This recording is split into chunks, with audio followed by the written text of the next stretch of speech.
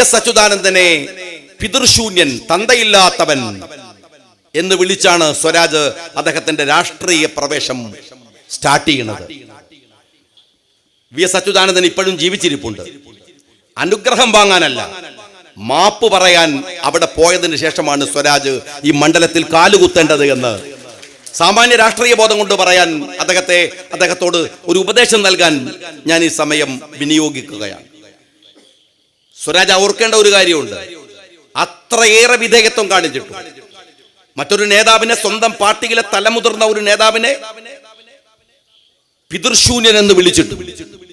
അവസാനം മരുമകന്റെ കാര്യം വന്നപ്പോ പുറങ്കാല് കൊണ്ട് ചവിട്ടി തെറിപ്പിച്ചു എന്ന്, അന്ന് ഈ നിലമ്പൂരുകാരനല്ല എന്ന ബോധ്യം മറന്നുപോയി എന്ന് മറ്റൊരു മണ്ഡലത്തിൽ കൊണ്ടുപോയി നിർത്തി തോൽവി ഉറപ്പുവരുത്തി എന്നൊക്കെ മനസ്സിലാവുന്ന ഒരാളാണ് പ്രിയപ്പെട്ട സ്വരാജ് എന്ന് എനിക്ക് നന്നായിട്ട് അറിയാം.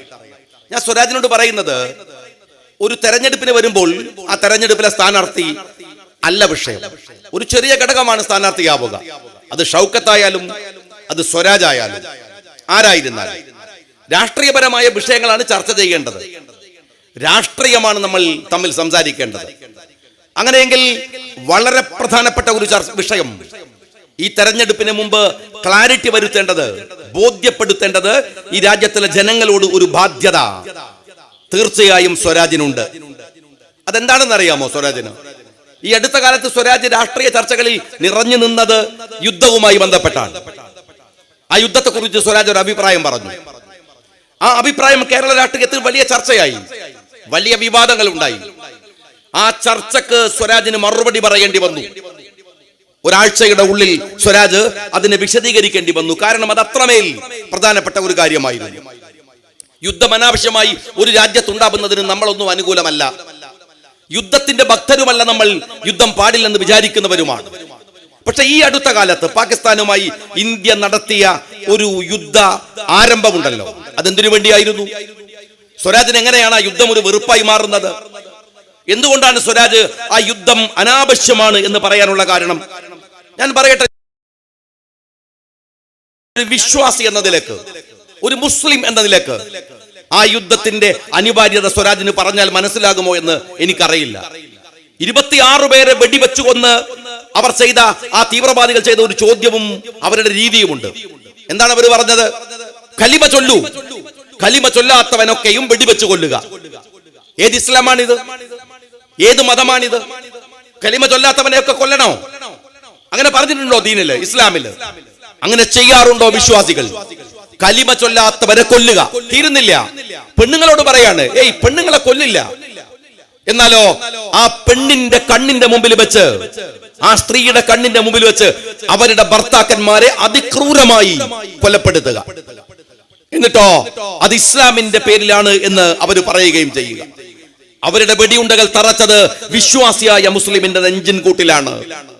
അവിടെയുള്ള പാവം മനുഷ്യരുടെ മേലല്ല. അത് ചെയ്തത് ഈ തോന്നിവാസത്തിന്റെ പിറകിൽ പാകിസ്ഥാൻ ആണെങ്കിൽ, എന്തിനു പാകിസ്ഥാൻ, സൗദി അറേബ്യ ആണെങ്കിൽ, ഈ നിലമ്പൂരിൽ നിന്ന് എത്ര പേര് ഹജ്ജിന് പോയി? അവർ കഅബയുടെ ചുറ്റും നിൽക്കുകയാണ് ഇപ്പോഴും. മക്കയിലാണ്, മദീനയിലാണ്. ഒരു വിശ്വാസി അവന്റെ ജീവിതത്തിൽ ആഗ്രഹിച്ചു പോകുന്ന മക്കയും മദീനയും ഉൾക്കൊള്ളുന്ന സൗദി അറേബ്യ ഇന്ത്യക്കെതിരെ യുദ്ധത്തിന് വന്നാൽ ആ യുദ്ധത്തിൽ സൗദിക്കെതിരെ യുദ്ധം ചെയ്യുന്ന മുൻപന്തിയിൽ മുസ്ലിം ലീഗുകാരൻ ഉണ്ടാകണമെന്ന് പറഞ്ഞത് ഖായിദ് മില്ലത്ത് മുഹമ്മദ് ഇസ്മായിൽ സാഹിബാണ്. ആ ഇസ്മായിൽ സാഹിബിന്റെ അനുയായി എന്ന നിലയ്ക്ക് ഞാൻ പറയട്ടെ, സ്വരാജിന് പറ്റുമെങ്കിൽ ഇ.ടി. മുഹമ്മദ് ബഷീർ സാഹിബ് UAE-യിൽ ഉണ്ടായിരുന്നു കഴിഞ്ഞ ദിവസങ്ങളിൽ. എന്തിനാ പോയത്? ഈ രാജ്യത്തെ പ്രതിനിധീകരിച്ച് എന്തിന് യുദ്ധം, എന്തിനായിരുന്നു സിന്ദൂർ, ഓപ്പറേഷൻ സിന്ദൂർ എന്ന് വിശദീകരിക്കാൻ ഇ.ടി. മുഹമ്മദ് ബഷീർ UAE-യിൽ ഉണ്ടായിരുന്നു. അദ്ദേഹം ഇപ്പോൾ ആഫ്രിക്കൻ രാജ്യങ്ങളിലേക്ക് പോയിരിക്കുന്നു, വിവിധ രാജ്യങ്ങളിലേക്ക് പോയിരിക്കുന്നു. രാജ്യത്തിൽ എന്തിനാണ് ഓപ്പറേഷൻ സിന്ദൂർ എന്ന് വിശദീകരിക്കാൻ UAE കോൺസുലേറ്റില് ബഷീർ സാഹിബ് നടത്തിയ പ്രസംഗം പറ്റുമെങ്കിൽ സ്വരാജ് ഒന്ന് കേൾക്കണം. സ്വരാജിന് എങ്ങനെയാണ് ഈ യുദ്ധം വെറുതെയാവുന്നത്, ഈ യുദ്ധം ശരിയല്ലെന്ന് പറയുന്നത്, ഈ യുദ്ധം അനാവശ്യമായിരുന്നു എന്ന് പറയുന്നത്? ഇന്ത്യയാണോ യുദ്ധം തുടങ്ങിയത്? ഇന്ത്യയാണോ?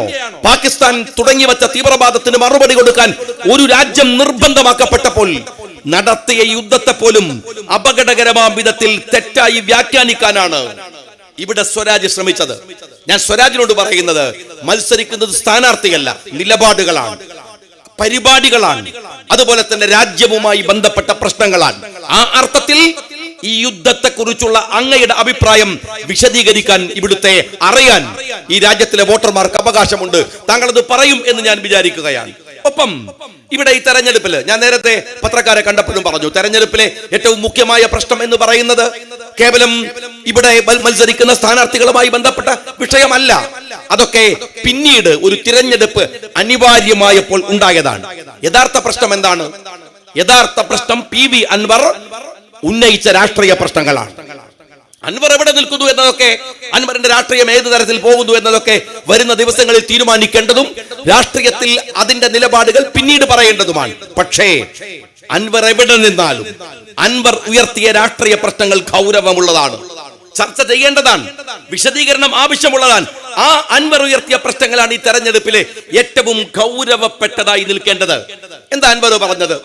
അൻവർ CPM-ന്റെ കൂടെ ആയിരുന്നല്ലോ. ഈ നിലമ്പൂരിൽ മത്സരിച്ച് 9 വർഷം ഈ നിലമ്പൂരിലെ ജനങ്ങളുടെ കൂടെ CPM-ന്റെ കൂടെ ഇടതുപക്ഷത്തിന്റെ കൂടെ ആയിരുന്നല്ലോ. നമ്മളെക്കാൾ കൂടുതൽ ഇടതുപക്ഷത്തോട് അടുത്ത്, നമ്മളെക്കാൾ കൂടുതൽ പിണറായിയുടെ നിലപാടുകൾ അടുത്തറിഞ്ഞ്, തനിക്ക് ബഹുമാനമുള്ള തന്റെ പിതാവിനെ പോലെ താൻ ബഹുമാനിക്കുന്ന ഒരാളെന്ന് കരുതി കൊണ്ടു നടന്ന ഒരാൾ, ഒരു നേതാവ്, അയാൾ ഭരണത്തിന്റെ സമയത്ത് ചെയ്തു വെച്ച കാര്യങ്ങൾ അൻവറിന് കൃത്യമായി ബോധ്യം വന്നു. നമുക്ക് കേട്ടതാണ്, പക്ഷെ അൻവർ അനുഭവിച്ചതാണ്. കാരണം അൻവർ ഉണ്ടായിരുന്നത് ഇടതുപക്ഷ മുന്നണിയിലാണ്. അൻവർ ഉണ്ടായിരുന്നത് ആ മന്ത്രിസഭയിൽ, അതിനകത്തുള്ള അവരുടെ പാർലമെന്ററി പാർട്ടിയിലാണ്, അവിടെയാണ്. അതുകൊണ്ട് നിങ്ങളും ഞാനും കേട്ടതിനേക്കാൾ അൻവർ അനുഭവിച്ചറിഞ്ഞ ചില പ്രശ്നങ്ങൾ അൻവർ ഉയർത്തി. ആ പ്രശ്നങ്ങൾ ചർച്ചയാണ്. അത് കേരളത്തിലെ പോലീസുമായി ബന്ധപ്പെട്ടതാണ്, ആഭ്യന്തരമന്ത്രി പിണറായി വിജയനുമായി ബന്ധപ്പെട്ടതാണ്, ഇടതുപക്ഷ സർക്കാരുമായി ബന്ധപ്പെട്ടതാണ്. എന്താണത്? കേരളത്തിന്റെ പോലീസിൽ അതിഭയാനകമായ വിധത്തിലുള്ള വർഗീയവൽക്കരണം നടക്കുന്നു, സംഘീയവൽക്കരണം നടക്കുന്നു, RSS വൽക്കരണം നടക്കുന്നു. ഇത് അൻവറിന്റെ മാത്രം അഭിപ്രായമാണോ? അൻവർ മാത്രം പറഞ്ഞതാണോ? അല്ലല്ലോ. കഴിഞ്ഞ പാർലമെന്റ് തെരഞ്ഞെടുപ്പിൽ ഇവിടെ മത്സരിച്ച ആനി രാജ, CPI-യുടെ നേതാവല്ലേ, ആനി രാജ ഡൽഹിയിൽ വെച്ച് പറഞ്ഞത് കേരളത്തിലെ പോലീസിൽ RSS ഗാങ് പ്രവർത്തിക്കുന്നു എന്നാണ്. ഇത് നിങ്ങളൊക്കെ കേട്ടതാണ്, സകലമാന പത്രങ്ങളിലും വന്നതാണ്. അതിന്റെ പ്രതികരണം പത്രക്കാർ എടുക്കാൻ പോയപ്പോൾ പിണറായി വിജയൻ പറഞ്ഞത് ഈ വിഷയം ഞങ്ങൾ പരിശോധിക്കുമെന്നാണ്. ഈ വിഷയമല്ലേ അൻവർ പറഞ്ഞത്? ഇതല്ലേ അൻവർ ഉന്നയിച്ച പ്രശ്നങ്ങളുടെ ഏറ്റവും കാതലായ പ്രശ്നം എന്ന് പറയുന്നത്? രണ്ടാമത് നിങ്ങൾ കേട്ടോളൂ, RSS-ന്റെ ചായ്വുള്ള പോലീസ് ഉദ്യോഗസ്ഥന്മാർ പോലീസിലെ നിർണായക സ്ഥാനങ്ങളിൽ വന്നിരിക്കാൻ ശ്രമിക്കുന്നു. ആരാ പറഞ്ഞത്? രമേശ് ചെന്നിത്തലയാണോ? VD സതീശനാണോ? കുഞ്ഞാലിക്കുട്ടി സാഹിബാണോ? അല്ല. ഇത് പറഞ്ഞത് കേരളത്തിലെ പോലീസിന്റെ ചുമതലയുണ്ടായിരുന്ന ആഭ്യന്തരമന്ത്രിയായിരുന്ന കോടിയേരി ബാലകൃഷ്ണനാണ്. 2021 പത്തനംതിട്ട CPM ജില്ലാ സമ്മേളനത്തിന്റെ ചർച്ചക്കിടയിൽ പറഞ്ഞ വാക്കാണിത്. ഞാൻ ചോദിക്കുന്നത്, കോടിയേരി പറഞ്ഞ വാക്കല്ലേ 2024 അൻവർ പറയുന്നത്? ആനി രാജ പറഞ്ഞ വാക്കല്ലേ അൻവർ പറയുന്നത്? 2017 നിങ്ങൾ വീണ്ടും ആലോചിക്കണം, കന്യാകുമാരിയിൽ നടന്ന RSS-ന്റെ പഠന ശിബിരത്തിൽ 27 കേരളത്തിലെ പോലീസ് ഉദ്യോഗസ്ഥന്മാർ പങ്കെടുത്തു. എന്നിട്ടോ അവര് തത്വമസി എന്ന് പറയുന്ന ഒരു ഗ്രൂപ്പ് രൂപീകരിച്ച്, വാട്സാപ്പ് ഗ്രൂപ്പ് രൂപീകരിച്ച് കേരളത്തിൽ RSS അനുകൂലികളായിട്ടുള്ള ഒരു സംഘത്തെ സൃഷ്ടിക്കാൻ ശ്രമിച്ചു. ആരോപണം ലീഗിന്റെതാണോ കോൺഗ്രസിന്റെതാണോ? അല്ല. കേരളത്തിലെ പത്രങ്ങൾ പരസ്യമായി ഉന്നയിച്ച തെളിവ് സഹിതം ഡിപ്പാർട്ട്മെന്റ് നടപടിയെടുത്ത വിഷയമാണ്. തത്വമസി എന്ന ഗ്രൂപ്പ് ഉണ്ടാക്കി 27 പോലീസ് ഉദ്യോഗസ്ഥന്മാർ കന്യാകുമാരിയിലെ RSS പഠന ശിബിരത്തിൽ പങ്കെടുത്തു എന്നത്. അൻവർ ഉന്നയിക്കുന്ന രാഷ്ട്രീയ പ്രശ്നങ്ങൾ എത്രമാത്രം റെലവന്റ് ആയിരുന്നു എന്നതിന്റെ ഏറ്റവും പ്രധാനപ്പെട്ട തെളിവതാണ്. ഇനി മറ്റൊന്ന് ഞാൻ ചോദിക്കട്ടെ, തൃശ്ശൂരിലെ പോലീസ് അക്കാഡമിയിൽ ബീഫ് കൊടുക്കണില്ല എന്ന് തീരുമാനിച്ചു. ബീഫ് കൊടുക്കണം എന്നുള്ള നിർബന്ധം ആർക്കും ഇല്ല. പക്ഷെ കൊടുക്കണില്ല എന്ന് തീരുമാനിക്കുന്നതോ? ഈ രാജ്യത്ത് അനുവദിക്കപ്പെട്ട ഒരു ഭക്ഷണം കൊടുക്കാൻ പാടില്ല എന്ന് ഉത്തരവിടുന്ന പോലീസ് ഉദ്യോഗസ്ഥൻ IG സുരേഷ് രാജാണ്. സുരേഷ് രാജ് പുരോഹിത് എന്ന് പറയുന്ന ഒരു പോലീസ് ഉദ്യോഗസ്ഥൻ. ഇതൊക്കെ പോട്ടെ, പത്രക്കാരി വിഷയം ചോദിച്ചു, നിങ്ങൾ RSS അജണ്ട നടപ്പിലാക്കുകയാണോ? പുരോഹിതിന്റെ മറുപടി ഉണ്ട്, കേരള പോലീസിൽ എന്റെ സ്ഥാനമുണ്ടെങ്കിൽ ഞാൻ RSS-ന്റെ നടപടി, RSS-ന്റെ പദ്ധതി നടപ്പിലാക്കും. ഇത് പറഞ്ഞത് പുരോഹിതല്ലേ? ഈ രാജ്യത്തിലെ പത്രങ്ങൾ എഴുതിയതല്ലേ? അവരുടെ മുമ്പിൽ പുരോഹിതന്റെ വർത്തമാനം ഉണ്ടായിരുന്നില്ലേ? ഞാൻ ചോദിക്കുന്നത് 2024 അൻവർ ഉന്നയിച്ച രാഷ്ട്രീയ വിഷയങ്ങൾ ഇതുതന്നെയല്ലേ? ഇതല്ലേ ഉള്ളത്? ഇനി മറ്റൊന്ന്, തൃശ്ശൂരില് AIYFന്റെ സമരം നടന്നു. ആ സമരത്തെ പൊളിക്കാൻ, ആ സമരത്തിനകത്തേക്ക് ABVP-കാർ ഇടിച്ചു കയറി. തൃശ്ശൂരിലാണ്. എന്താ അതിന്റെ കേസ് ഉണ്ടായത്? അവസാനം CPI അതിശക്തമാം വിധത്തിൽ CPIയുടെ സ്റ്റേറ്റ് കമ്മിറ്റി അതിനെതിരെ പ്രമേയമുണ്ടാക്കി. എന്താ കാര്യം? ആ CPI-ക്കാരെ ആക്രമിച്ച യുവമോർച്ചക്കാർക്കെതിരെ കേസില്ല. ഞാൻ ഈ പറയുന്ന നിമിഷം വരെയും കേസില്ല. ഇനി മറ്റൊന്ന്, സംവിധായകൻ കമലിന്റെ വീട്ടിലേക്ക് AIYF-കാർ മാർച്ച് നടത്തി. എത്ര AIYF-കാർക്കെതിരെ കേസെടുത്തു? കമൽ പരാതി കൊടുത്തില്ലേ? കേരളത്തിലെ സിനിമാ പ്രവർത്തകന്മാർ പരാതി പറഞ്ഞില്ലേ? ഒരു കേസും ഇല്ലല്ലോ. എന്നാൽ നിങ്ങൾ മനസ്സിലാക്കേണ്ടത്, കമൽ സി എന്ന് പറയുന്ന നോവലിസ്റ്റ്, അയാൾക്കെതിരെ യുവമോർച്ചക്കാർ പരാതി കൊടുത്തു. പരാതി കൊടുത്തപ്പോ അയാളെ പോലീസ് കോഴിക്കോട് വന്ന് അറസ്റ്റ് ചെയ്തു. ഞാൻ നിലമ്പൂരുകാരോട് പറയട്ടെ, ഈ നിലമ്പൂരില് അന്നത്തെ പോലീസ് വേട്ടയുടെ ഭാഗമായി നക്സലൈറ്റ് എന്ന് പറഞ്ഞ് കുപ്പു ദേവരാജിനെ, നക്സലൈറ്റുകാരനായ കുപ്പു ദേവരാജിനെ വെടിവെച്ചു. അദ്ദേഹം കൊല്ലപ്പെട്ടു. അദ്ദേഹത്തിന്റെ മൃതശരീരം കൊണ്ടുപോകുമ്പോൾ അതിനെതിരെ ഈ നിലമ്പൂരിൽ വെച്ച് BJP-കാർ ആക്രമിച്ചു. ഏതെങ്കിലും ഒരു BJP-കാരന്റെ പേരിൽ കേസെടുത്തോ പോലീസ്? ഇല്ലെന്ന് മാത്രല്ല, ഗ്രോവാസു എന്ന് പറയുന്ന 19 വയസ്സുള്ള ഒരു പാവം വൃദ്ധന്റെ പേരിൽ കേസെടുത്ത് പോലീസ് കുടുങ്ങി. ഗ്രോവാസു പറഞ്ഞു, ഞാൻ ജാമ്യത്തിനൊന്നും നോക്കൂല, ഞാൻ പോവില്ല എന്ന് പറഞ്ഞു. പോലീസിന് ഗ്രോവാസുവിനെ ഇറക്കി വിടേണ്ടി വന്നു ലജ്ജയോടെ. ഞാൻ ചോദിക്കുന്ന മറ്റൊരു ചോദ്യം, മതപ്രഭാഷകനായ ഷംസുദ്ദീൻ പാലത്തിനെതിരെ നിങ്ങൾ UAPA-യുടെ കേസെടുത്തു.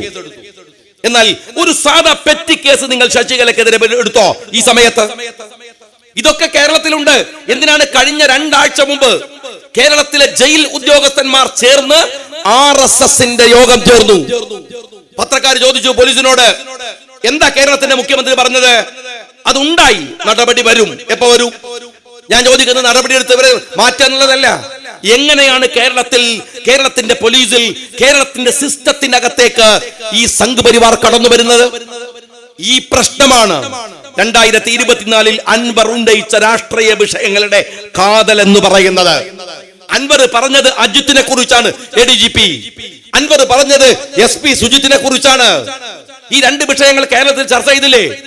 ഇപ്പോഴും എന്താ സ്ഥിതി? ഇത്രമേൽ പരസ്യമായി അതിശക്തമായ നിലപാടുകൾ എടുത്ത് ഈ ADGP-യെ മാറ്റണമെന്ന അഭിപ്രായം ഉയർത്തിയപ്പോഴും നിങ്ങൾ തിരിച്ചറിയേണ്ട ഒരു കാര്യമുണ്ട്. അപ്പോഴും കേരളത്തിലെ ഗവൺമെന്റ്, പിണറായി വിജയൻ ആ അജിത്തിന്റെ കൂടെയാണ്. അയാളെ ഏറ്റവും ഉന്നത സ്ഥാനങ്ങളിലേക്ക്, DGP-യുടെ സ്ഥാനത്തേക്ക് കൊണ്ടുവരാൻ ശ്രമം നടത്തി. CPI ഉടക്കു പറഞ്ഞു. ഇപ്പോഴും ആ ശ്രമങ്ങൾ തുടരുന്നു. ഈ പ്രശ്നമാണ് അൻവർ കേരളക്കരയിൽ ഉയർത്തിക്കൊണ്ടുവന്നത്. ഈ നിലമ്പൂരിലെ തെരഞ്ഞെടുപ്പില് വേറെയും വിഷയങ്ങളുണ്ട്.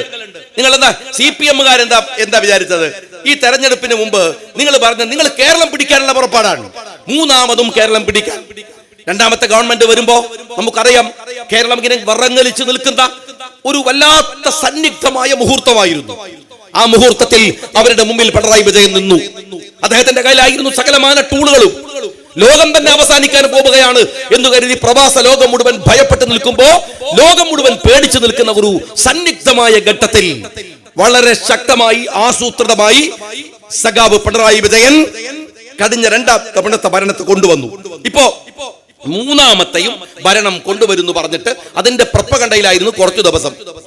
അത് പക്ഷേ പടച്ചോൻ തന്നെ നേരിട്ട് അതങ്ങ് അവസാനിപ്പിച്ചു. ഹൈവേയുടെ പേരിലായിരുന്നു ഒരു സമരം. എന്താ പറഞ്ഞിരുന്നത്? ഹൈവേ കാണിച്ചിട്ടാ പറഞ്ഞത്. റിയാസൊക്കെ പറഞ്ഞത് 3ാമത്തെ ഗവൺമെന്റ് വരാൻ പോണത് കേരളത്തിലെ ഹൈവേയുടെ പശ്ചാത്തലത്തിലാണ്. നമ്മളിങ്ങനെ ബേജാറായി നിൽക്കുകയാണ്. കേന്ദ്ര സർക്കാർ കൊണ്ടുവരുന്ന ഹൈവേയുടെ പേരിൽ റിയാസ് എന്തിനാ ഈ ജാതി ബഹളം ഉണ്ടാക്കുന്നത് നമ്മളിങ്ങനെ ആലോചിച്ചുകൊണ്ടിരിക്കായിരുന്നു. അപ്പോഴാണ് ഹൈവേ പൊളിഞ്ഞോടി. ഒരു പൊളികലാണ്. 2 കുട്ടികളൊക്കെ ട്രോളാൻ തുടങ്ങി. ഏതായാലും ഒരു മഴ കൊണ്ട് ഹൈവേ എത്തിയുമായി പോയി എന്നാണ്. കേന്ദ്രമില്ല, സുരേന്ദ്രനും ഇല്ല, റിയാസും ഇല്ല. 2ആളും കൈവിട്ട് കളഞ്ഞു. 2 പേരും കൈവിട്ടു. ആ ഹൈവേയുടെ പേരിൽ കേരളം പിടിക്കാൻ ഇറങ്ങി പുറപ്പെട്ട സർക്കാരിന് പടച്ചോൻ തന്നെ 2 മഴ കൊണ്ട് പണി കൊടുത്തു. ഒരു ഹൈവേയുടെ വിഷയം മാത്രമല്ല റിയാസെ, സഖാവ് പിണറായി വിജയൻ പറയും, നിങ്ങൾ ഊരാലിങ്കൽ എന്ന് പറയുന്ന ഒരു കമ്പനിയെ ഉണ്ടാക്കി കേരളത്തിലെ രാഷ്ട്രീയക്കാരുടെ ബിനാമി പണം ഉപയോഗിച്ച് കോടാനുകോടി സമ്പാദിച്ച് ഇപ്പോഴും അതിനകത്ത് ഇൻവെസ്റ്റ് ചെയ്തവരുടെ ലിസ്റ്റ് പോലും പുറത്തു വിടാതെ ഈ കേരളക്കടയിൽ ഉണ്ടാക്കി വെച്ച വികസന പ്രവർത്തനങ്ങൾ എന്ന പേരിൽ നിങ്ങൾ പറയുന്നില്ലേ? എന്തൊക്കെയാ പൊളിഞ്ഞു വീഴുന്നത്? ഈ ഹൈവേ മാത്രമാണോ പൊളിയുന്നത്? ഈ മഴ തുടങ്ങിയിട്ടില്ലല്ലോ, ജൂൺ 1 ആയിട്ടില്ലല്ലോ. ഇതിനു മുമ്പ് പൊളിഞ്ഞു വീണ റോഡുകളുടെ കണക്കറിയോ? എവിടെ റോഡുള്ളത്? ഇത്രമേൽ അഴിമതി. കാരണം ഈ പറയുന്ന നാഷണൽ ഹൈവേയുടെ കയ്യിൽ നിന്ന് പണം വാങ്ങിയെന്ന് CPM സമ്മതിക്കുന്നു. ഇലക്ടറൽ ബോണ്ട് അല്ല, ഞങ്ങൾ പിരിവാ വാങ്ങിയത്, സമ്മതിക്കുന്നില്ലേ? ആ റോഡിന്റെ പേരിൽ പൈസ CPM-കാരൻ അടിച്ചു മാറ്റി കൊണ്ടുപോയ നിരവധി. ഇത് മാത്രമല്ലല്ലോ, എന്തെല്ലാം കെ വെച്ച് തുടങ്ങിയ കെ റോഡായാലും കെ ബസ് ആയാലും കെ റെയിലായാലും എന്ന് പറഞ്ഞ് കെ എന്ന് പേരിട്ട് തുടങ്ങിയ പദ്ധതികൾ എവിടെ? ആ പദ്ധതികളുടെ പേരിൽ അടിച്ചു മാറ്റിയ സംഖ്യകൾ എവിടെ? ആ റോഡിന്റെ പദ്ധതി തകർന്നു. രണ്ടാമത് നിങ്ങൾ പരിശോധിക്കേണ്ടത്, രണ്ടാമത് പറഞ്ഞെന്താണ്? നിലമ്പൂരിലെ ഉപതെരഞ്ഞെടുപ്പ് ഞങ്ങള് അങ്ങ് ജയിച്ചു കളയും, അതിനുള്ള പണിയെടുക്കുന്നതാണ്. ആ മൂന്നാം സർക്കാർ തുടരാനുള്ള മോഹത്തിന്റെ ആണിയടിക്കാനുള്ള ഉത്തരവാദിത്തം കൂടെ ഈ തെരഞ്ഞെടുപ്പിലാണ്. വേറൊരു കാര്യം ഞാൻ ചോദിക്കട്ടെ, ഈ തെരഞ്ഞെടുപ്പിന് എന്താണ് പ്രാധാന്യമെന്ന് ചോദിക്കണില്ലേ നിങ്ങൾ? ഈ തെരഞ്ഞെടുപ്പിന്റെ പ്രാധാന്യം അത് തന്നെയാണ്. ഈ സർക്കാരിന് കൊടുക്കാവുന്ന ഏറ്റവും ശക്തമായ തിരിച്ചടിയാണൊന്ന്. രണ്ടാമത്, തെരഞ്ഞെടുപ്പ് വരുമ്പോ, വോട്ട് വരുമ്പോ മതത്തിന്റെ പേരിൽ മനുഷ്യനെ തമ്മിലടിപ്പിച്ച് ജയിക്കാം, വോട്ട് വാങ്ങാം എന്ന് വിചാരിക്കുന്ന ഇടതുപക്ഷത്തോട് കേരളം വർഗീയമല്ല, കേരളം രാഷ്ട്രീയമാണ് എന്ന് പറയാൻ നിലമ്പൂർക്കാർക്ക് കിട്ടിയിട്ടുള്ള അവസരം കൂടിയാണ് ഈ തെരഞ്ഞെടുപ്പ് എന്ന് പറയുന്നത്. അതിന് കഴിയണം. ഞാൻ ഒരൊറ്റ കാര്യം മാത്രം ചോദിക്കട്ടെ, സ്ഥാനാർത്ഥി ആരാണ് എന്നതിനേക്കാൾ വലിയ വിഷയം ഞാൻ ആദ്യമേ പറഞ്ഞു. ഇനി നിങ്ങൾ സ്ഥാനാർത്ഥിയെ സ്വരാജിനെ കൊണ്ടുപോയി നിർത്തുമ്പോ സ്വരാജിൽ നിങ്ങൾ നിർത്താൻ കണ്ടിട്ടുള്ള പ്രത്യേകതകൾ എന്താണ്? സ്വരാജ് പറയട്ടെ. സ്വരാജിന് വ്യത്യസ്തമായ അഭിപ്രായം ഉണ്ടോ? കേരളത്തിൽ 8 മാവോയിസ്റ്റുകളെ നിങ്ങൾ മനസ്സിലാക്കണം. അവര് മാവോ തീവ്രവാദത്തോട് ഒരു തരത്തിലും യോജിക്കുന്നവരല്ലല്ലോ നമ്മളൊക്കെ. നമുക്ക് വിയോജിപ്പുള്ള ആരൊക്കെ ഉണ്ട് ഇവിടെ? അവരൊക്കെ വെടിവെച്ച് കൊല്ലാന്നാണോ? അവരെ വെടിവെച്ചാണോ കൊല്ലേണ്ടത്? മാവോയിസ്റ്റുകൾ ഇവിടുത്തെ കോൺഗ്രസിന്റെ ആശയമല്ലല്ലോ അവർ സ്വീകരിക്കുന്നത്. മാവോയിസ്റ്റുകൾ മുസ്ലിം ലീഗിന്റെ ആശയമാണോ? അല്ല. മാവോയിസത്തിന്റെ അടിസ്ഥാനം എന്ന് പറയുന്നത് കമ്മ്യൂണിസമാണ്, മാർക്സിസമാണ്. ആ കമ്മ്യൂണിസവും മാർക്സിസവും നിങ്ങൾ വിചാരിക്കാത്ത തലത്തിൽ വായിക്കുന്നു മാവോയിസ്റ്റുകൾ. ആ മാവോയിസ്റ്റുകൾ ആരെങ്കിലും ഉപദ്രവിച്ചോ? നിങ്ങൾ പറയും, കേരളത്തില് മാവോയിസ്റ്റുകളുടെ പേര് പറഞ്ഞിട്ട് നിങ്ങൾ 8 പേരെ വെടിവെച്ച് കൊന്നു. ആ വെടിവെച്ച് കൊന്ന സംഭവത്തിൽ ഞാൻ ചോദിക്കുന്നത്, സ്വരാജിന് പരാതിയുണ്ടോ? CPM-ന് പരാതിയില്ല, ഗവൺമെന്റിന് പരാതിയില്ല. ഇവിടെ വന്ന് മത്സരിക്കുന്ന സ്വരാജ് എന്താ പറയുന്നത്? ഒന്ന് പറഞ്ഞേ, നിങ്ങൾ ആ 8 പേരെ വെടിവെച്ച് കൊന്ന ഗവൺമെന്റ് നടപടി ശരിയാണോ? സ്വരാജെ, ശരിയാണ് എന്നല്ലേ നിന്റെ അഭിപ്രായം? കാരണം അത് ഗവൺമെന്റിന്റെ അഭിപ്രായമാണ്. കേരളത്തിന്റെ തെരുവിൽ UAPA എന്താ നിങ്ങൾ പറഞ്ഞത്? ഒരു സംഘീയ അജണ്ടയാണ്.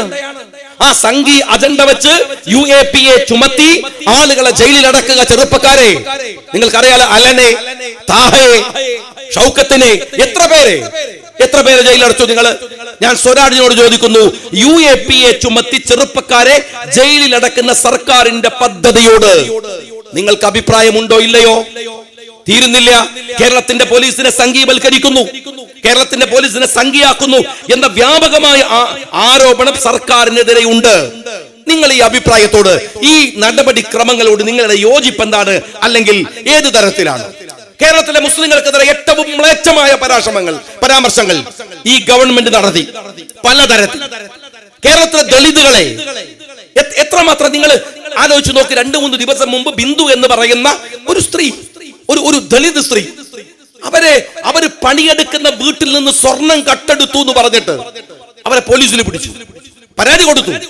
പോലീസ് അവരെ നിർത്തി. ഒരു സ്ത്രീ, നിങ്ങൾ നോക്കണം, രോഗിയായ ഭർത്താവിന് 2 മക്കളെ പോറ്റാൻ പണിയെടുക്കുന്ന ഒരു സ്ത്രീ, അവര് കരഞ്ഞു പറഞ്ഞു, ഞാൻ ആ വീട്ടിൽ പോയിട്ട് തന്നെ ദിവസങ്ങളായി, സമ്മതിച്ചില്ല. ഒരു ദിവസം കിടത്തി. പിറ്റേ ദിവസം നേരം വെളുക്കുമ്പോൾ പരാതി കൊടുത്ത ഗൾഫുകാരന്റെ ഭാര്യ പോലീസ് ഓഫീസറോട് വന്നിട്ട് പറയാണ്, ആ സ്വർണം കിട്ടിയിട്ടുണ്ട്. ഈ സ്ത്രീയോട് പോലീസ് ഓഫീസർ പറയണ, CI പറയുന്ന വർത്താനുണ്ട്, അടങ്ങി ഒതുങ്ങി ജീവിച്ചോണം, ആ വീടിന്റെ പരിസരത്തേക്ക് പോകരുത്. അതാണോ പറയേണ്ടത്? ഞങ്ങൾക്ക് തെറ്റുപറ്റി സഹോദരി, മാപ്പ്. അവര് തന്ന പരാതിയാണ് പ്രശ്നം, ഞങ്ങൾക്ക് എന്തു ചെയ്യാൻ കഴിയും? ഒരു വാക്ക് പറഞ്ഞില്ല. കാര്യം എന്താണ്? അവർ ദളിതാണ്, അവർ പിന്നോക്കക്കാരിയാണ്. അവരോട് എങ്ങനെ മാപ്പ് പറയാ? അവർ മനുഷ്യരല്ലല്ലോ. ആ സ്ത്രീ നിങ്ങളെ മനസ്സിലാക്കണം. എന്നിട്ട് ആ പരാതിയുമായി മുഖ്യമന്ത്രിയുടെ ഓഫീസിൽ പോയി. ശശി എന്ന് പറയുന്ന ഈ പിണറായി വിജയന്റെ പ്രൈവറ്റ് സെക്രട്ടറി ഉണ്ട്, അവിടെ പൊളിറ്റിക്കൽ സെക്രട്ടറി. ശശി അവർ അപമാനിച്ചു, പരാതി വാങ്ങി കോട്ടയിലേക്ക് എറിഞ്ഞു. ഷാജി പറഞ്ഞതാണോ? കോൺഗ്രസ് പറഞ്ഞതാണോ? ആര്യാടൻ ഷൗക്കത്ത് പറഞ്ഞതാണോ? ലീഗ് പറഞ്ഞതാണോ? അല്ലല്ലോ. ഇവിടുത്തെ മീഡിയകൾ മുഴുവൻ പറഞ്ഞില്ലേ? ആ ദളിത് സ്ത്രീയോട് മര്യാദ കാണിക്കാത്ത ശശിയോട് സ്വരാജെ നിന്റെ നിലപാട് എന്താണ് എന്ന് ഈ തെരഞ്ഞെടുപ്പ് നീ പറയണ്ടേ? ദളിതുകളോട് കാണിക്കുന്ന സമീപനത്തിന് എന്താണ് നിന്റെ നിലപാട്, സർക്കാരിന്റെ നിലപാട്? ഇനി ഞാൻ ചോദിക്കട്ടെ, സഖാവ് പിണറായി വിജയന്റെ മകളുമായി ബന്ധപ്പെട്ട വലിയ ആരോപണമുണ്ട്. അവര് കരിമണൽ കർത്തയുടെ കയ്യിൽ നിന്ന് പണിയെടുക്കാത്തതിന് കൂലി വാങ്ങിച്ചു എന്ന അന്വേഷണമുണ്ട്, ആരോപണമുണ്ട്, ചാർജ് ഷീറ്റുണ്ട്. സ്വരാജെ, നിങ്ങളും വിശ്വസിക്കുന്നത് പിണറായി വിജയന്റെ മകൾ നിരപരാധിയാണെന്നാണോ? നിങ്ങൾക്ക് വേറെ നിലപാടുണ്ടോ? നിലപാടുണ്ടെങ്കിൽ ഈ തെരഞ്ഞെടുപ്പിൽ നിങ്ങൾ മത്സരിക്കുന്നുണ്ടെങ്കിൽ അതിലൊരു അർത്ഥമുണ്ട്. നിലപാടുണ്ടോ? അങ്ങനെ മുഖ്യമന്ത്രിയുടെ മകൻ നിരപരാധിയാണ് എന്ന് തന്നെയല്ലേ സ്വരാജിന്റെ അഭിപ്രായം? പിന്നെ സ്വരാജ് വന്നതുകൊണ്ടുള്ള പ്രത്യേകത എന്താണ്? ഞങ്ങൾ ഈ തെരഞ്ഞെടുപ്പിൽ ചോദിക്കുന്ന ചോദ്യങ്ങൾ ഇതൊക്കെയാണ്. നിങ്ങൾ വരുന്നത് കൊണ്ട് പ്രത്യേകത എന്താണ്? ഇനി ഞാൻ ചോദിക്കട്ടെ, വയനാട്ടിലെ ഉരുൾപൊട്ടൽ നടന്നു. ഈ ഉരുൾപൊട്ടൽ നടന്ന് അത് ആ ദുരന്തത്തെ വയനാട്ടുകാരെക്കാൾ കൂടുതൽ കണ്ടവരാണ് എൻ്റെ മുമ്പിലിരിക്കുന്ന ഈ നാട്ടിലെ ജനങ്ങൾ. പോത്തുകൽ അടക്കമുള്ള മഹാദുരന്തങ്ങൾ കണ്ടവരാണ്. ആ വയനാട്ടിൽ നിങ്ങൾക്കറിയാം, 700 ചില്ലാനം കോടി രൂപ ജനങ്ങൾ കൊടുത്തു സർക്കാരിന്. ആ പണം ഉപയോഗിച്ച് അവിടെ കണ്ടെത്തുന്ന വില്ലേജുമായി ബന്ധപ്പെട്ട വിഷയത്തിൽ ഞാനൊരു കാര്യം പറഞ്ഞു. ഇതാ നിങ്ങളുടെ ഈ പഞ്ചായത്തിൽ ഒരു പദ്ധതിയുണ്ട്. കേരളത്തിലെ എല്ലാ പഞ്ചായത്തിലും ലൈഫ് പദ്ധതിയുണ്ട്. എന്താ ലൈഫ് പദ്ധതി അറിയോ? നിങ്ങൾ നിങ്ങളുടെ വീടുണ്ടാക്കുകയാണെങ്കിൽ ലൈഫ് പദ്ധതിയിൽ നിന്ന് പണം തരും. തുച്ഛമായ സംഖ്യയാണ്, എന്നാലും സ്ക്വയർ ഫീറ്റിന് 1000 രൂപ. ആര് വീടുണ്ടാക്കാൻ? നമ്മളുടെ വീടുണ്ടാക്കണമെങ്കിൽ സർക്കാർ പറയുന്നു സ്ക്വയർ ഫീറ്റിന് 1000. എന്ന വയനാട്ടില് ഈ ദുരന്തത്തിൽപ്പെട്ടവർക്ക് ഊരാലിങ്കൽ വീട് വെച്ചു കൊടുക്കുമ്പോഴോ സ്ക്വയർ ഫീറ്റിന് 3000 രൂപ. ഇതെങ്ങനെയാണ്? എനിക്ക് മനസ്സിലായില്ല. എന്റെ വീട് ഞാനല്ലേ ഏറ്റവും നന്നായി എടുക്കുക? എന്റെ വീട്ടിൽ പാർക്കേണ്ടത് ഞാനല്ലേ? അപ്പൊ ഞാനല്ലേ ഏറ്റവും നന്നായിട്ട് വീട് എടുക്കുക? എന്റെ വീട് ഞാൻ എടുക്കുമ്പോ സ്ക്വയർ ഫീറ്റിന് 1000. എന്റെ വീട് കുഞ്ഞാങ്ക് എടുത്തു തരാണെങ്കിൽ സ്ക്വയർ ഫീറ്റിന് 3000. ഇതെന്താണോ ന്യായം? ഇനി ഒരു കാര്യം ഞാൻ ചോദിക്കട്ടെ, നിങ്ങൾ വയനാട് പ്രോജക്റ്റിനകത്ത് കണ്ടെത്തിയിരിക്കുന്ന ആളുകൾ ഇപ്പോൾ ലിസ്റ്റ് ചെയ്തത് 400 പേരാണ്. അതിൽ ലീഗിന്റെ വീട് വേറെ ഉണ്ട്, സർക്കാർ ലിസ്റ്റിൽ നിന്ന് ലീഗുകാർ എടുത്തിട്ടുണ്ട്, കോൺഗ്രസിന്റെ വേറെ ഉണ്ട്, ഒരുപാട് സംഘടനകളുണ്ട്. വിശദീകരിക്കാൻ നിൽക്കണില്ല ഞാൻ. പക്ഷെ എന്റെ ചോദ്യം ഇതാണ്, ഇത്രയും വീടുകൾ വേറെയും കഴിഞ്ഞ് ഇനി 400 തന്നെ നിങ്ങളുടെ ലിസ്റ്റിൽ ഉണ്ടെന്ന് വെക്കുക. നിങ്ങളുടെ കയ്യിലുള്ളത് 800 കോടിയോളം രൂപയാണ്, കേന്ദ്രത്തിന്റെ സഹായമില്ലാതെ അല്ലേ? 800 കോടി. അപ്പൊ ഒരാൾക്ക് 2 കോടിയാണോ ചെലവ്? ഒരാൾക്ക് 2 കോടിയാണോ? സർക്കാർ, നിങ്ങൾ ഈ നാട്ടിലെ എല്ലാ ദുരന്തത്തെയും കച്ചവടം ചെയ്തവരാണ്. കൊറോണ അടക്കം, ആ കൊറോണ സമയത്ത് നിങ്ങൾ അടിച്ചുമാറ്റി കിറ്റടക്കം നിങ്ങൾ അടിച്ചുമാറ്റിയതിന്റെ കണക്കുകൾ കേരളത്തിൽ പുറത്തു വന്നതാണ്. ഈ ദുരന്തവും നിങ്ങൾ കച്ചവടം ചെയ്യാണ്. എന്റെ ചോദ്യം ഇതാണ്, സ്വരാജെ, വയനാട് ദുരന്തത്തോടനുബന്ധമായി ഇവിടെ പോത്തുകല്ലടക്കമുള്ളിടത്തുണ്ടായ മഹാദുരന്തങ്ങൾ അനുബന്ധമായി താങ്കളുടെ അഭിപ്രായം എന്താണ്? കാരണം പിണറായി വിജയൻ പറഞ്ഞിരിക്കുന്നു താങ്കൾ ഈ മണ്ഡലക്കാരനാണെന്ന്. അതറിഞ്ഞതിൽ ഞങ്ങൾക്ക് സന്തോഷമുണ്ട്. ഈ മണ്ഡലവുമായി ബന്ധപ്പെട്ട പ്രശ്നങ്ങളിൽ സ്വരാജിന്റെ അഭിപ്രായം എന്താണ്? സ്വരാജെ, വന്യജീവികളും മനുഷ്യരും തമ്മിലുള്ള വലിയ സമരങ്ങൾ നടക്കുന്ന പ്രദേശമാണ് ഇവിടെയൊക്കെ അല്ലേ? നിങ്ങളുടെ സർക്കാരിന്റെ പണി എന്താ? ഒരു മന്ത്രിയുണ്ട് ശശി, 5 ലക്ഷം രൂപയുടെ കുറെ ചെക്ക് എഴുതി വീട്ടിൽ വെച്ചിട്ടുണ്ട്. എവിടെങ്കിലും ആരെങ്കിലും മരിച്ചു എന്ന് പറഞ്ഞാൽ മൂപ്പര് വരും, ചെക്ക് കൊടുക്കും, തിരിച്ചു പോകും. ഇതല്ലല്ലോ പ്രശ്നം. ഇതാണോ ഇവിടെ മനുഷ്യർ അഭിമുഖീകരിക്കുന്ന പ്രശ്നം? മനുഷ്യന്റെ അടിസ്ഥാനപരമായ പ്രശ്നങ്ങളിൽ എന്താണ് സ്വരാജിന്റെ അഭിപ്രായം എന്ന് സ്വരാജ് ഒന്ന് പറഞ്ഞേ. 9 കൊല്ലമായി ഞങ്ങൾ കേട്ടിട്ടില്ല. സ്വരാജ് പറയേ. ആശാ വർക്കർമാർ തെരുവിലാണ് ഇപ്പോഴും. സ്വരാജിനെ പ്രഖ്യാപിക്കുമ്പോഴും സ്വരാജ് മത്സരിക്കുമ്പോഴും ഈ രാജ്യത്തിന്റെ ബസ് സ്റ്റാൻഡുകളിൽ നട്ടപ്പാതിരക്ക് കിടന്നുറങ്ങി തെരുവുകളിൽ സമരം ചെയ്ത് കേരളം കണ്ട ഏറ്റവും വലിയ സമരത്തിൽ ജീവിക്കാൻ നിവൃത്തിയില്ലാതെ ഈ ആശാ വർക്കർമാർ സമരരംഗത്തുണ്ട്. സ്വരാജെ, അവരെ കുറിച്ച് സ്വരാജ് ഇവിടെ മത്സരിക്കുമ്പോൾ എന്താണ് അഭിപ്രായം? അവരുടെ പ്രശ്നങ്ങൾ പരിഹരിക്കണോ? എന്റെ പ്രിയപ്പെട്ട സ്വരാജെ, കേരളത്തിൽ തൊഴിലാളികൾക്ക് വേണ്ടി സമരം, ചെറുപ്പക്കാർക്ക് വേണ്ടി സമരം ചെയ്തവരല്ലേ നിങ്ങൾ? ഡിവൈഎഫ്ഐ ആവുമ്പോ ഈ ചെറുപ്പക്കാരന്റെ തൊഴിൽ കൊടുക്കാൻ 9 കൊല്ലമായി കേരളം ഭരിക്കുന്ന പിണറായി വിജയൻ എന്താണ് ചെയ്തതെന്ന് പിന്നാമ്പുറത്തുകൂടെ ചെറുപ്പക്കാരനെ തിരികെ കയറ്റി ഈ നാട്ടിലെ വിദ്യാസമ്പന്നരായ ചെറുപ്പക്കാരെ അപമാനിക്കുന്നു എന്ന ആരോപണത്തോട് അങ്ങയുടെ അഭിപ്രായം എന്താണ്? ഒന്ന് പറഞ്ഞേ. സ്വരാജേ, നിങ്ങൾ മത്സരിക്കാൻ വരുന്ന സമയമുണ്ടല്ലോ, വളരെ പ്രധാനപ്പെട്ടതാണ്. നമ്മളെ മക്കളൊക്കെ SSLCക്ക് വലിയ മാർക്കോടെ വിജയിച്ച് ഇതാ ഈ വേദിയിലടക്കം വന്ന് സമ്മാനങ്ങൾ വാങ്ങി പോവുകയാണ്. പക്ഷെ ആ കുട്ടികൾക്ക് പഠിക്കാനുള്ള +2 സ്കൂളുകൾ കേരളത്തിലുണ്ടപ്പോ നിങ്ങൾ പറ, ആ വിഷയത്തിൽ നിങ്ങളുടെ അഭിപ്രായം എന്താണ്? എന്നിട്ട് പറയാണ് എന്നാലും സ്ഥാനാർത്ഥി കൊള്ളാന്നാണ്. ഞാൻ സഖാക്കളോട് പറയട്ടെ, നിലമ്പൂരിലെ പെൺകുട്ടിക്ക് പുയ്യാപ്പിള ആലോചിക്കുന്ന കല്യാണാലോചന അല്ലത്, ഇത് രാഷ്ട്രീയം പറയേണ്ട തെരഞ്ഞെടുപ്പാണ്. മനസ്സിലായോ നിങ്ങള്? പുയ്യാപ്പിള എന്ന് വെച്ചല്ല, അത് രാഷ്ട്രീയം പറയണം. രാഷ്ട്രീയമായ ചോദ്യങ്ങൾക്ക് സ്വരാജെ കൃത്യമായി ഉത്തരം പറയേണ്ടി വരും. ഞാൻ ഒന്നുകൂടെ പറയട്ടെ സ്വരാജെ, കഴിഞ്ഞ തെരഞ്ഞെടുപ്പില് നിങ്ങൾക്കറിയാലോ ടീച്ചർ ആരായിരുന്നുവെന്ന്? ശൈലജ ടീച്ചർ. എനിക്ക് ഇപ്പോഴും ഓർമ്മയുണ്ട്. മുഖ്യമന്ത്രി, രണ്ടാമതൊരു സ്ത്രീ മുഖ്യമന്ത്രി കേരളത്തിൽ വരാൻ പോകുന്നു എന്ന് ശൈലജ ടീച്ചറെ വെച്ച് പറഞ്ഞ സമയമുണ്ടായിരുന്നു. ആ ശൈലജ ടീച്ചറെ അടക്കം വെട്ടി. ആർക്ക് വേണ്ടി സ്വരാജെ? മരുമോനെ കൊണ്ടുവരാൻ. സ്വരാജിന് അപ്പോഴാ മനസ്സിലായത് പിണറായി വിജയന് കുപ്പായ ഇട്ടിട്ടോ, പിണറായി വിജയന്റെ ബോഡി ലാംഗ്വേജ് സ്വീകരിച്ചിട്ടോ, പിണറായി വിജയനെ പോലെ സംസാരിച്ചിട്ടൊന്നും ഇയാളെടുത്ത് കാര്യമില്ല, മരുമോനെ കഴിച്ചിട്ടേ ഉള്ളൂ. അങ്ങനെ സ്വരാജ് റബലായി. ഇപ്പോ പിണറായി വിരുദ്ധ മുന്നണിയുടെ തലപ്പത്താണ് സ്വരാജ് ഉള്ളത്. അതുകൊണ്ട് ആ പണി കൂടി അവസാനിപ്പിക്കാനാണ് പിണറായി വിജയൻ ഇവിടെ കൊണ്ടുപോയി ഇട്ടത് എന്നെങ്കിലും സ്വരാജ് മനസ്സിലാക്കുന്നത് നല്ലതാണ്.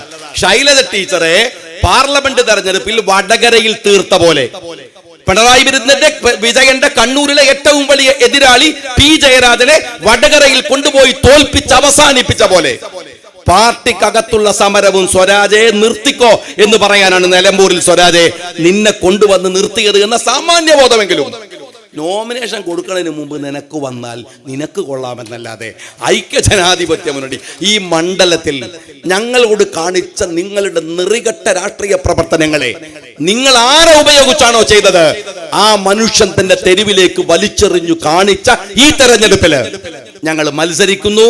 ഞങ്ങൾ പറയുന്ന രാഷ്ട്രീയ നിലപാടുകൾക്ക് ജനങ്ങളുടെ കയ്യിൽ നിന്ന് വോട്ട് വാങ്ങുന്നു. ഒന്നുകൂടെ ഞാൻ പറയുന്നത്, അവസാന ഘട്ടത്തിൽ CPM എടുക്കുന്ന മതവർഗീയത, പരസ്പര വിരുദ്ധമായ രാഷ്ട്രീയ സമീപനങ്ങൾ, എല്ലാത്തിനെയും പണം, അധികാരം, സമ്പത്ത്, ഓരോ പഞ്ചായത്തിലും വാർഡിലും ഇനിയുള്ള ദിവസങ്ങളിൽ ചുമതലയേൽക്കുന്ന മന്ത്രിമാർ അടക്കമുള്ളവർ, അവരെയൊക്കെയും നിലമ്പൂരിന്റെ പാരമ്പര്യമുണ്ട്. ഇവിടെ ആര്യാടൻ അന്തി ഉറങ്ങുന്ന ഒരു മണ്ണുണ്ട്. എന്നോട് ഒരാൾ ചോദിച്ചു, ഇന്ന് പത്രക്കാരൻ ചോദിച്ചു, നിങ്ങൾ ആര്യാടനെതിരെ അഭിപ്രായ വ്യത്യാസം പറഞ്ഞിട്ടില്ലേ? എന്താ ഇതിൽ ഇത്ര വലിയ സംഭവം ഉള്ളത്? CPMകാർക്ക് അത്ഭുതമാണ് മറ്റൊരു മുന്നണിയിൽപ്പെട്ട ഒരാളെ വിമർശിക്കുന്നത്. ഞാൻ ചോദിക്കട്ടെ, ആര്യാടൻ മുഹമ്മദിനോടല്ല, ഞാൻ ലീഗുകാരനാണ്. കോൺഗ്രസിൽ നെഹ്റുവിനെ കഴിഞ്ഞിട്ട് വേറെ നേതാവില്ലല്ലോ. ആ പണ്ഡിറ്റ് ജവഹർലാൽ നെഹ്റുവും ലീഗും തമ്മിൽ തർക്കമുണ്ടായിട്ടുണ്ട്. നെഹ്റു ഇങ്ങോട്ട് പറഞ്ഞിട്ടുണ്ട്, CH മുഹമ്മദ് കോയ സാഹിബ് അങ്ങോട്ടും പറഞ്ഞിട്ടുണ്ട്. ഞങ്ങളൊരു മുന്നണി എന്ന് പറഞ്ഞാൽ ഒരു പൊതു മിനിമം പരിപാടിയാണ്, അല്ലാതെ നേതാവിന്റെ മുമ്പിൽ ട്രൗസർ ഊറിക്കൊടുക്കുന്ന രാഷ്ട്രീയ നിലപാടിന്റെ പേരല്ല UDF എന്നത്. പിണറായി വിജയനെ കാണുമ്പോൾ മുട്ടുമറച്ച് മൂത്രമൊഴിക്കുമെന്ന് പേടിച്ച് സ്നഗ്ഗിട്ട് നടക്കുന്ന ഘടകകക്ഷികളല്ല ഐക്യ ജനാധിപത്യ മുന്നണിയിലെ രാഷ്ട്രീയ ബോധമുള്ള ഘടകകക്ഷികൾ. ഞങ്ങൾ അഭിപ്രായ വ്യത്യാസം പറയും. ഞാൻ ചോദിക്കട്ടെ, ഷൗക്കത്തുമായി ബന്ധപ്പെട്ട രാഷ്ട്രീയപരമായോ മറ്റു തരത്തിലുള്ള എന്തെല്ലാം അഭിപ്രായ വ്യത്യാസങ്ങൾ ഞങ്ങൾ തമ്മിലുണ്ട്. പക്ഷെ നിലമ്പൂരിലെ തെരഞ്ഞെടുപ്പ് അതല്ലല്ലോ. നിലമ്പൂരിലെ തെരഞ്ഞെടുപ്പ് UDFന്റെ തെരഞ്ഞെടുപ്പാണ്. ഞങ്ങൾ ഈ കേരളത്തിലെ സർക്കാരിനെതിരെയുള്ള വിധിയെടുത്താൻ, ആ വിധിയെടുത്തിൽ ഷൗക്കത്തിനൊരു അഭിപ്രായമുള്ളൂ, ഐക്യ ജനാധിപത്യ മുന്നണിക്ക് ഒരു അഭിപ്രായമുള്ളൂ, ഇന്ത്യൻ യൂണിയൻ മുസ്ലിം ലീഗ് അഭിപ്രായമുള്ളൂ. ഞങ്ങൾ അവിടെ ഉണ്ടാവും. ലീഗ് രാഷ്ട്രീയ പാർട്ടി പറയേണ്ടത് പറഞ്ഞുകൊണ്ട് തന്നെ, ജനാധിപത്യപരമായി നിന്നുകൊണ്ട് തന്നെ. കോൺഗ്രസ് ആണെങ്കിലും ഇപ്പൊ നിങ്ങൾ പറയാറുണ്ട് കോൺഗ്രസിനകത്ത് വലിയ തർക്കമാണല്ലോ. കാരണം എന്താണ്? അതൊരു ജനാധിപത്യ പാർട്ടിയാണ്. ഒരു ബുദ്ധിമുട്ട് വന്നാൽ പറയണമെന്ന് തോന്നിയാൽ നേരവും സമയമൊന്നും നോക്കൂല, എഴുന്നേറ്റങ്ങ് പറയും. അതിനാണ് ജനാധിപത്യ ബോധം എന്ന് പറയാ. അല്ലാതെ ഞാൻ നേരത്തെ പറഞ്ഞ പോലെ മുതലാളിയും തൊഴിലാളിയും തമ്മിൽ നടക്കുന്ന പോലെ അയ്യോ അടിയൻ എന്ന് പറഞ്ഞ് നടക്കാൻ നട്ടലുള്ളവരെ കിട്ടില്ല സഖാക്കളെ. ഓർത്തോ നിങ്ങൾ, ഞങ്ങളുടെ മുന്നണിക്കകത്തായാലും ഞങ്ങളുടെ പാർട്ടിക്കകത്തായാലും എല്ലാവർക്കും ഒരു ചങ്കേ ഉള്ളൂ. നിങ്ങളെ മുന്നണിയിൽ മാത്രമേ രണ്ട് ചങ്കുള്ളവനുള്ളൂ. അവനെ പോയി പേടിച്ചാൽ മതി. ഞങ്ങൾക്ക് ആ പേടില്ലാത്തത് കൊണ്ട് നിലപാടുകൾ പറയും, അഭിപ്രായ വ്യത്യാസങ്ങൾ പറയും. അത് മത്സരിക്കുന്ന സമയത്തായാലും തെരഞ്ഞെടുപ്പിന്റെ മുമ്പിലായാലും അല്ലാതെ ആയാലും. ഈ തെരഞ്ഞെടുപ്പ് ഞാൻ വീണ്ടും പറയട്ടെ, UDFന്റെ രാഷ്ട്രീയ നിലപാടുകൾക്ക് അംഗീകാരം തേടിയുള്ള ഒരു തെരഞ്ഞെടുപ്പാണ്. ഞങ്ങളുടെ സ്ഥാനാർത്ഥി ഷൗക്കത്താണ്, ആര്യാടൻ ഷൗക്കത്താണ്. ഒരു ലെഗസി ഉണ്ട് ആര്യാടന്റെ. ഈ നിലമ്പൂരിന്റെ മണ്ണിൽ ഏതു സാധാരണക്കാരനും ഏത് സമയത്തും ആ മനുഷ്യനെ കാണാം. ഏത് അധികാര പദവിയിൽ ഇരുന്നാലും പോയി അയാളോട് സംസാരിക്കാം. അങ്ങനെ ഒരു ലെഗസിയുള്ള ഒരു വലിയ നേതാവ്, ആ നേതാവിന്റെ മകനെ UDFന്റെ ആശയാദർശങ്ങൾക്ക് നിലക്കുന്ന വിധത്തിലാണ് ഈ തെരഞ്ഞെടുപ്പിൽ മത്സരിപ്പിക്കുന്നത്. അദ്ദേഹത്തിന്റെ ചോദ്യങ്ങളും അങ്ങനെയാണ്, അദ്ദേഹത്തിന്റെ വർത്തമാനങ്ങളും അങ്ങനെയാണ്. ആ തെരഞ്ഞെടുപ്പിൽ നിങ്ങളുടെ വിലപ്പെട്ട വോട്ടുകൾ ഐക്യ ജനാധിപത്യം. ഞാൻ മുസ്ലിം ലീഗുകാരോട് സ്നേഹപൂർവ്വം പറയാണ്, ലീഗിന്റെ രാഷ്ട്രീയമൊക്കെ നിങ്ങൾക്ക് നന്നായിട്ട് അറിയാം. ഒരു ഓഫീസുണ്ട്, നേരത്തെ വഹാബ് പറഞ്ഞ പോലെ നല്ല സമയത്താണ് നിങ്ങൾ ഈ ഓഫീസ് തുറന്നിരിക്കുന്നത്. നിങ്ങൾക്ക് അവിടെയാണ് ഈ തെരഞ്ഞെടുപ്പിന് വേണ്ടി നിങ്ങളുടെ ഈ നാട്ടിലെ അവസാനത്തെ മനുഷ്യരുടെയും എല്ലാത്തിനും അപ്പുറം ലീഗുകാരുടേതല്ല, എല്ലാവരുടെ വോട്ടുകളും ഷൗക്കത്തിന് നിങ്ങൾ എത്ര ഗൗരവത്തിൽ ചെയ്യുന്നുവോ, എത്ര കൂടുതൽ വോട്ടുകൾ നിങ്ങൾ കൊടുക്കുന്നുവോ, അതാണ് ഈ പുതിയ ലീഗ് ഓഫീസിന്റെ ഏറ്റവും പുതിയ ദൗത്യമെന്ന് ഇവിടുത്തെ ലീഗുകാർ ഏറ്റെടുത്തുറപ്പിക്കണമെന്ന് ഞാൻ അവരോട് സ്നേഹപൂർവ്വം പറഞ്ഞുകൊണ്ട്, നിങ്ങളുടെ ഈ മഹാസൗദത്തിന് അതിന്റെ നന്മയിൽ ആ സൗദം ഇവിടെ നിലനിൽക്കട്ടെ, അതിന് ദൈവാനുഗ്രഹം ഉണ്ടാവട്ടെ എന്ന് പ്രാർത്ഥിച്ചുകൊണ്ട് എല്ലാ അഭിവാദ്യങ്ങളും നേർന്നുകൊണ്ട് UDFന്റെ പ്രവർത്തകന്മാരോട് നന്ദി പറഞ്ഞുകൊണ്ട്, ഇവിടുത്തെ സംഘാടകരായ ഏറ്റവും മിടുക്കരായ ഇവിടുത്തെ പ്രവർത്തകന്മാരോട് നന്ദി പറഞ്ഞുകൊണ്ട് നിർത്തുന്നു. ജയ് ഹിന്ദ്.